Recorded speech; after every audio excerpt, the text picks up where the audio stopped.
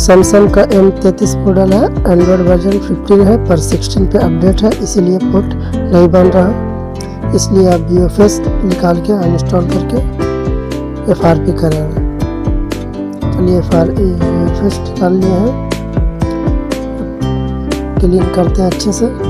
अब F64 में लगा के कनेक्ट करते हैं। अब X64 को ओपन किया है। अब चलिए देखते हैं, कनेक्ट करते हैं, कनेक्ट होता है कि नहीं।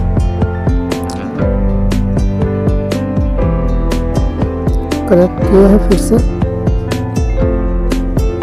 हमारा पूरा पार्टीशन आना स्टार्ट हो गया। पूरा पार्टीशन सही है, पार्टीशन पूरा आ गया। FRP एक्टिव दिखा रहा है। चलिए अब हम जाते हैं पार्टीशन में। अब हम यूजर डाटा खोजते हैं। यूजर डाटा कहाँ?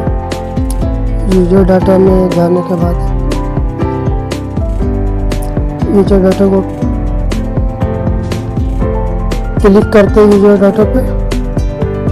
अब इरेज करते हैं यूजर डाटा को, यस करते हैं। अब देखिए हमारा यूजर डाटा डन हो गया।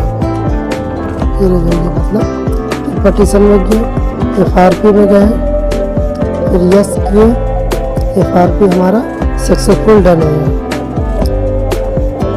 अब फिर से रिकनेक्ट करते हैं, देखते हैं कि हमारा FRP डन हुआ कि नहीं।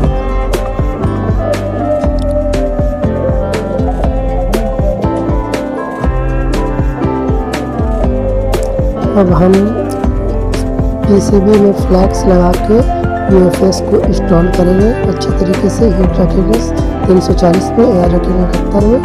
उसके बाद देखिए फ़ोन ऑन किया। फर्स्ट लोगो सेकेंड लोगो इसलिए मार रहा है क्योंकि हम यूजर डाटा को इरेज किए थे और एंड्रॉयड 16 वर्जन है, इसलिए पोर्ट नहीं बना रहा था। ओलिन से भी फ्लैश किए पर फ्लैश नहीं हुआ, फेल हो गया। तो लास्ट में इसको F64 बॉक्स में लगाए, कनेक्ट किए। उसके बाद इसका लून 0 से लेकर लून 5 तक का पूरा सिक्योरिटी बैकअप सब रीड किए हैं। सिक्योरिटी और डम रीड किए, 1 GB का डम ले लिए। उसको लेने के बाद फिर लून 0 से लेकर लून 4 तक को सबको इरेज किए हैं। उसके बाद फिर उसका सिक्योरिटी डालने के बाद डम डालने के बाद पूरा फुल फ्लैश कर दिए। पूरा फ्लैश फाइल से उसका फुल फ्लैश कर दिए। उसके बाद हमारा फोन अगर सेम कंडीशन हुआ इरेज करने से यूजर डाटा सेम कंडीशन हुआ तो रीप्रोग्राम करके F64 से ही फ्लैश कर लीजिए, आपका प्रॉब्लम सॉल्व हो जाएगा।